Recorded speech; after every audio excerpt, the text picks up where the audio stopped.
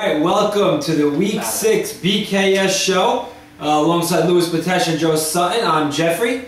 Good to have you back this week for an action-packed week as usual in the BKS. We got a lot to talk about after a big Week 6 in Canarsie. 3 different games, multiple teams playing each other. Joey coming away getting swept this week. Louis with a rare split. And Jeffrey also with a rare split. But we'll get into all that in a little bit. Louis, nice haircut. Thank you. You look very good. You go to the Shell on Coney Island, fill it up, you get a free haircut. That's not funny. That's my joke. Can I interrupt you? Are you done? Or We were told not to interrupt. You starting? Yeah. Let's start off the show this week with Week 6 starts off, everybody gets to the field, and right away this week sucked. You felt it bad from like Saturday night. It sucked this week. But I don't know, maybe somebody else had a different opinion. No, this week was different. I wouldn't say it sucked, it was different because of the switching of the games that everybody had. Sure. But it was also... No, that's not why it sucked. It sucks for him because he lost. Right, okay, but I'm just talking about the league in general. But it's not only losing, it's losing to a certain person. Right. So, we started off this week, last week, with an unbelievable show, some potential donations, some came through, some didn't come through, but let's start off. I think let's jump right into it. My team versus... How are we going to do the week this week? Okay, so here's how I want to break it down this week. I was going to say that. I want to break it down by team tonight rather than by game. Okay. We usually go, like, for example, Linsanity versus Deal Breakers, and we'll go through games 1 and 2. It's a little complicated this week, so here I want to go by team and give a little status update by team as to what they did in Week 6, how they're looking overall, and what's the go forward for that particular team. Okay, so let's start off with your team. Is that okay with you? Yeah, I'm cool. All right, I'll start off with Gladiators. I'll be very happy to start off with the Gladiators this week. We're actually, we're very happy. We're ecstatic coming off a win finally, splitting Week 6. You would think that people are not usually ecstatic over a split, but we definitely are. So we started off playing No Deal, Ike Mavor's team in Game 1. Great, well-played ball game all around by both teams. I'm not sure of the scores off the top of my head. I think it was... Joe Sutton's going to give me that info. I have it actually right here. Who cares? Go on. It was a 5-4 win by No Deal in 11 innings. Like I said, extra inning game, tight the whole way through. Couple of runs here or there. Ike Mavor really pitched well. He looks good out there, but more importantly than Ike Mavor pitching well was Ike Mallow for the Gladiators. Really, really awesome. So I was on the sideline watching some of your games, and let me tell you, your team is good, but your team needs help. Yeah. Can I tell you why your team needs help? Because you're relying so much just on Ike Mallow, and yes, the guy could be relied on. You could build mountains on his shoulders, but you guys at a certain point in the extra innings, one of the innings, I'm not sure what it was, you had a leadoff double. Leadoff double, and you failed to bring the run home. Right. And the next guy, one guy struck out, the next guy grounded out to second, advanced the run to third, and the next guy popped out. Right. Disaster. Your team needs to know when to come through and when to put... You didn't put the bunt sign on? No. You're not second, not out? No. Actually, I did. It was misread. I see. Now, I have a question.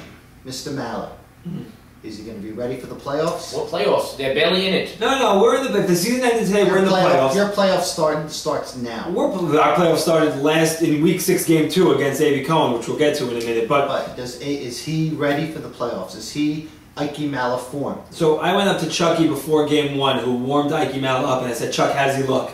And he said, "You got nothing to worry about. He looks great." And the warm-up really led into the game very well. He did look great, and he was great. The thing that Joey Sutton's referring to is my team needs help at bat. And you know what it is? It's not just EOM's problem, which I think the team is hitting an average of 288, which we'll get to later. It's more of timely hitting. So our collective batting average is not low, and our stars batting average is pretty decent. It's a matter of this guy hitting a double, and then the following guy hitting a single, and another single, and etc. Here you're getting a leadoff double, 3 straight outs. Now my question for you is, you have a perennial all-star in Jack Abadi.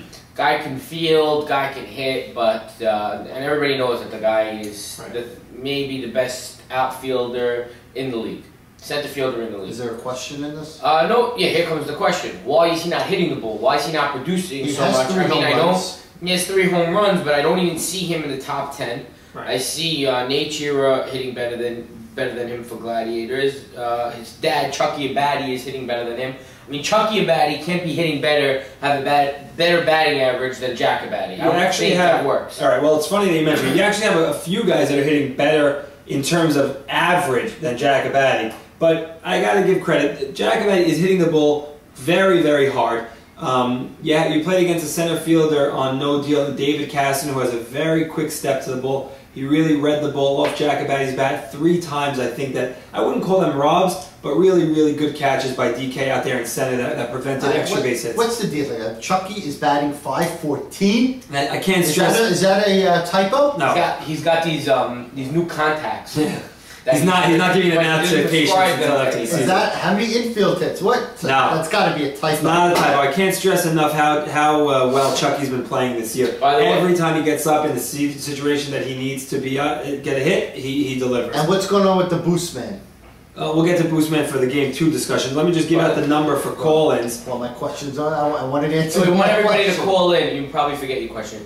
917-647-9276. Anybody want to call into the show? Again, the number is 917-647-9276. We want to get as many callers as we can because the calling in definitely enhances the show and makes it a lot funner. Do you think the players are capable of calling in? Yeah, especially since Sammy sent out the number in the email. So if you can't remember, just refer back to the email 10 minutes ago. And so we'll talk about. So we got a Gladiators loss against No Deal. Ike Mavor pitched well. Sorry? Yeah. All right, let's go on another team. No, we're going to stay with Gladiators for game 2. Oh, no, actually, no, we'll come back. What should we do? How do you want to play this? No. We could stay game. Stay with Gladiator. We'll stay with Gladiators for game 2. Who'd you play? So we lost game 1. We were a little heartbroken after a few extra innings of not scoring and really not getting anything done. We go up against A.B. Cohen. And going up against A.B. Cohen, this was the game where they also lost. So we were in the same situation we were entering the week, which was Gladiators up a game over EOM. AB really needed this win to stay in it, and didn't work for them.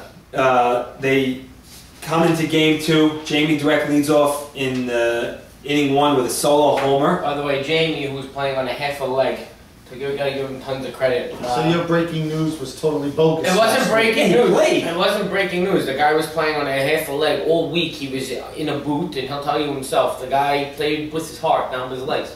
Right. This week. So Jamie leads off inning 1 with a homer. They're up 1-0. Gladiators are a little dejected after a game 1 extra inning loss. Really don't score much. I believe we tie up the game with just some bad throwing the ball around the infield by EOM. We get it to be 1-0. They take the lead 2-1 on a very controversial call by the umps, but we won't get into that. Anyway, they're up 2-1 in the 7th. That means it was in your favor and they made a bad call. No. Controversial call, that's why they scored. It was just a bad play on the infield. That, whatever, debatable, but okay, no problem. You have 7th inning now. I'm up with 1 out and a man on first. Morris Harari, by the way, is coming through in the clutch. This guy just does what he needs to do on my team, comes through with hits at all times. He gets up in the 7th inning with nobody out and with 1 out, actually, gets a big line drive single. Man on first, 1 out for me in the 7th. I hit the laziest pop-up fly ball that I ever hit in my life. One of the most non-clutch, terrible things you could do in that situation. Right to A.B. Cohen. A.B. Cohen standing on the mound, gets under it. I got it! And then the sun got in his way, or Hashem, or Great something. Great placement. Great placement. That's exactly what that was. The ball pops out of his glove. I'm on first. Morris Harari's now got to get to second. He didn't really have a lead there because AB then proceeds to fumble the ball on the ground. Can't even pick up the ball. Now you got first and second. And we got our first caller coming in tonight here. Hello. Welcome to the BKS show. Who's speaking? Oh, really? Was not expecting this one.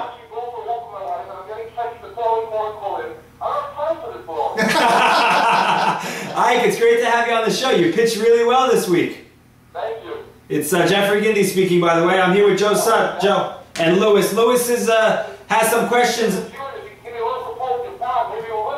Oh, actually, I gave you some support. I popped that ball up to 8.